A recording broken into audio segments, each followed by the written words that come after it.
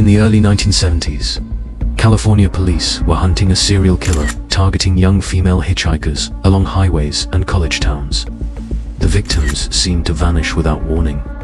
Bodies appeared in remote locations. Investigators struggled to understand who was responsible. Yet what detectives did not realize was that the man they were searching for often sat only a few feet away from them. Standing 6 feet 9 inches tall with an IQ reportedly measured at 145, Edmund Kemper possessed a frightening combination of intelligence, patience, and social manipulation.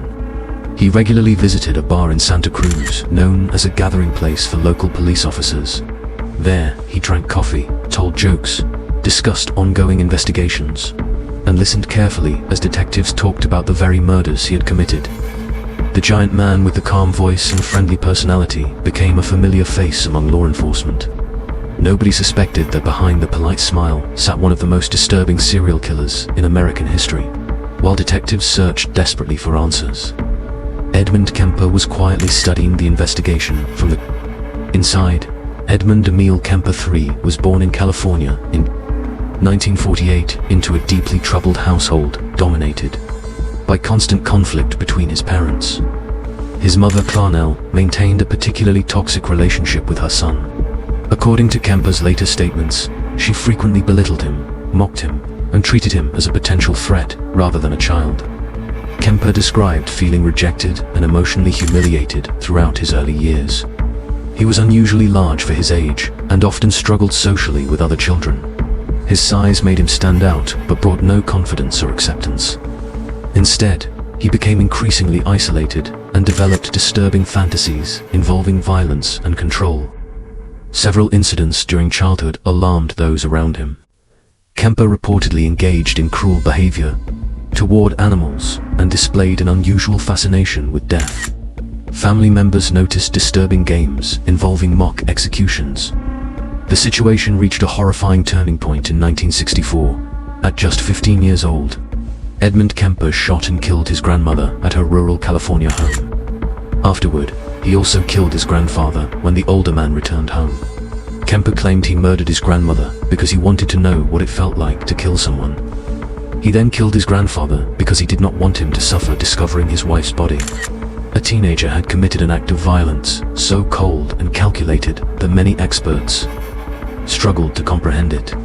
Kemper was sent into the criminal justice system where psychiatrists began evaluating his mental condition. Rather than being sent to an adult prison, Kemper entered a psychiatric institution for criminally insane offenders. What doctors discovered proved both fascinating and deeply unsettling. Kemper displayed extraordinary intelligence. He performed exceptionally well during psychological testing, and often impressed staff members with his articulate speech and apparent self. He understood psychological concepts and quickly learned how mental health evaluations worked. Some experts later believed this intelligence allowed him to manipulate perceptions about his rehabilitation. Over the years, Kemper became something of a model patient. He cooperated with treatment programs and appeared to make significant progress. Certain psychiatrists expressed serious concerns about releasing him. Despite those warnings, Kemper convinced evaluators that he no longer posed a danger to society. In 1969, at age 21, he was released from the institution and declared rehabilitated. The decision would become one of the most controversial psychiatric releases in American criminal history. After leaving the institution, Kemper attempted to build a normal life. Yet beneath the surface, violent fantasies continued growing. Most significantly, he eventually moved back near his mother. The relationship remained deeply dysfunctional. According to Kemper, his mother constantly criticized him and undermined his self-esteem. The resentment he felt toward her became a central force in his psychological development. By 1972, those dark impulses finally exploded into violence once again. Young women frequently hitchhiked throughout California. During the early 1970s, college students often accepted rides from strangers, without considering the dangers involved.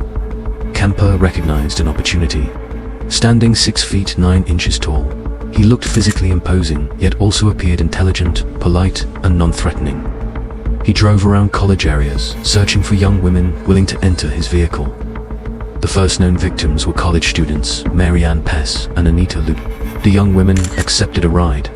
They never returned home. More victims followed. Aiko Ku disappeared after entering Kemper's vehicle. Cindy Scholl became another victim. Rosalind Thorpe and Alice Liu vanished under similar circumstances. Each crime revealed increasing confidence. Kemper refined his methods and became more comfortable carrying out murders. He understood police procedures remarkably well and carefully avoided attracting suspicion. What made the crimes especially disturbing was the contrast between his public and private identities. By day, he appeared friendly and conversational. By night, he hunted victims. As the murders continued, Kemper maintained regular contact with local law enforcement officers at the Santa Cruz bar frequented by police. Detectives shared theories and frustrations while unknowingly speaking with the killer himself. A serial murderer sat among investigators discussing crimes he had personally committed. Yet the most significant psychological factor driving Kemper's violence remained unresolved: his obsession with his mother. Throughout interviews conducted after his arrest, Kemper repeatedly returned to the subject of Clarnell Kemper. He described years of emotional humiliation and resentment. Many experts concluded that the female victims represented displaced anger. The young women Kemper targeted appeared connected to deeper emotional conflicts he could neither control nor escape. Eventually, the tension reached a breaking point. In April 1973, Edmund Kemper entered his mother's bedroom while she slept. He murdered her. For years, she had been the focus of his anger and obsession. But the violence did not stop there. The following day, Kemper killed one of his mother's friends who visited the house unaware of what had happened. Something changed afterward. He later stated that killing his mother had achieved the goal driving his violence all along. Then, he did something few serial killers ever do. He turned himself in. After leaving California, Kemper traveled east and eventually telephoned police from Colorado. At first, authorities struggled to believe the confession. Detectives knew Kemper personally from his frequent visits to the police bar. The idea that the friendly giant they recognized was actually the co-ed killer seemed almost impossible. But as details emerged, the truth became undeniable. Kemper calmly described the murders in extraordinary detail, providing information only the killer could know. When the case reached court, Kemper pleaded guilty to multiple counts of murder. Perhaps most surprisingly, he requested the death penalty. California's legal system at the time prevented that outcome. Instead, Kemper received multiple life sentences. There, he remained an object of fascination for psychologists, criminologists, and law enforcement professionals. His intelligence, self-awareness, and willingness to discuss his crimes made him uniquely valuable to researchers. Members of the FBI's behavioral science unit studied offenders like Kemper, while developing criminal profiling techniques that would later become famous worldwide. His case demonstrated how intelligence could coexist with extreme violence.